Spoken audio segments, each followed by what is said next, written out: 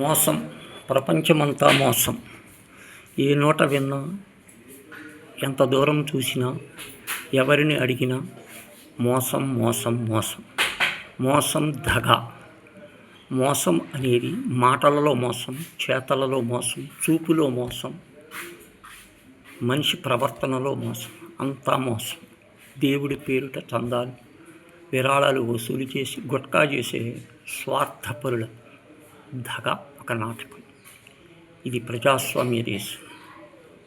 వింత వింత కోరికలు, వింత వింత దేవుడి పేరు చెప్పటం, ఫోటోలు పెట్టుకోవటం, బిల్లు బొక్కులు తెచ్చుకోవటం,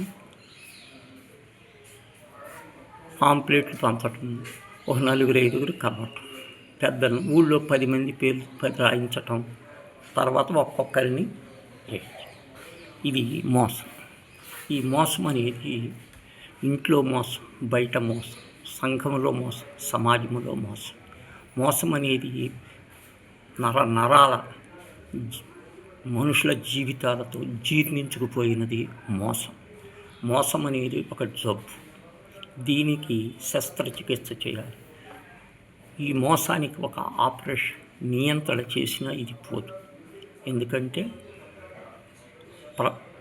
ప్రపంచమంతా, విశ్వమంతా ఎక్కువగా 170% మంది ప్రజలు మాయ మాటలు, మోసపు పనులు,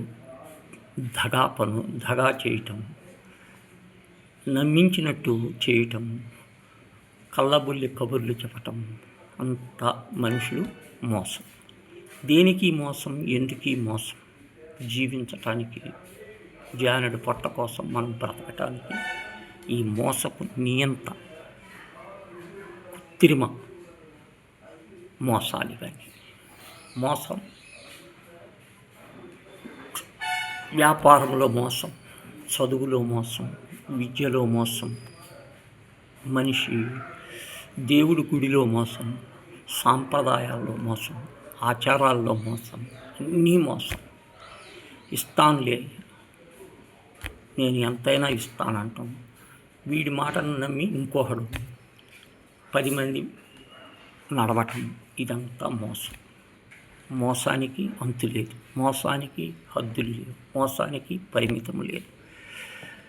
ఈ మోసం అనేది విస్తారముగా వ్యాపించి నదీ ప్రవాహంలాగా పాకుతున్నది ఈ సమాజంలో. అంటూ వ్యాధిలాగా, చీడ పురుగులాగా, ఒక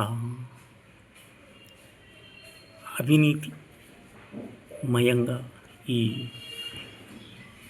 మోసం జరుగుతుంది. మోసంలో అనేక రకాలు ఉన్నాయి. మోసంలో ఇప్పుడు వ్యక్తిని నమ్మించి మోసం చేయటం, వ్యక్తి దగ్గర నుంచి వసూలు చేయటం, ఇవన్నీ మోసాలే. మోసం అనే దానికి ఒక వర్ణన లేదు. దాన్ని ఎంత చెప్పినా అనేక రకాలుగా చెప్పుకోవచ్చు. మోసానికి పరిమితి లేదు, మోసానికి అంతం లేదు. ఏమిటి మోసం? ఎందుకీ మోసం? ఎలా మోసం? ప్రవర్తనలో మోసం, బుద్ధిలో మోసం, మాటలో మోసం, చేతలో మోసం, అన్ని రకాలుగా మోసాలు చేయటం. పనివాడిలో మోసం, శ్రమలో మోసం, చెమటలో మోసం, అన్ని రకాలుగా ఈ మోస ప్రవర్తన మనం కనిపెట్టాలి. దీన్ని ఎదిరించాలి, దీన్ని అంతమొందించాలి. దీనికి సంఘటితమైన శక్తి కావాలి. ఈ మోసాన్ని మోసంతోటే జయించాలి. దీన్ని ఎదిరించకూడదు, పోరాడకూడదు, అరవకూడదు. సమయము, సందర్భము, సమయస్ఫూర్తిని తెలుసుకొని మోసాన్ని దహింపజేయాలి. దీన్ని అగ్నిలా కాల్చిపారవేయాలి. ఈ మోసాన్ని మనం చూసుకోవాలి. హాస్పిటల్లో మోసం, మందులలో మోసం, వ్యాపారంలో మోసం, ఇట్లా చెప్పుకుంటూ పోతే అనేక రకాలైనటువంటి మోసాలు మనిషి ఎదుర్కొంటున్నాడు. సామాన్యమైన మనిషి ఈ మోసానికి తట్టుకోలేక అప్పుల పాలవుతున్నాడు.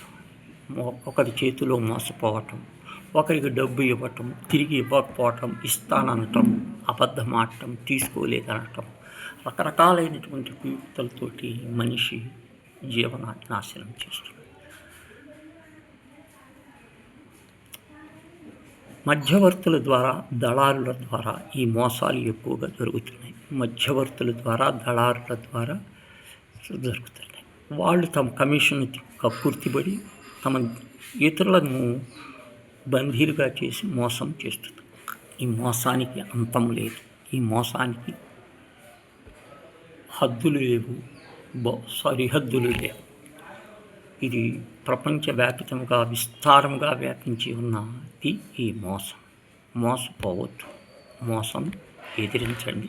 మోసాన్ని 10 మందికి తెలియచేయండి. మోసాన్ని ప్రజల్లో చైతన్యవంతులు చేసి మోసానికి ఎదిరించి అడ్డుకట్ట వేయాలి.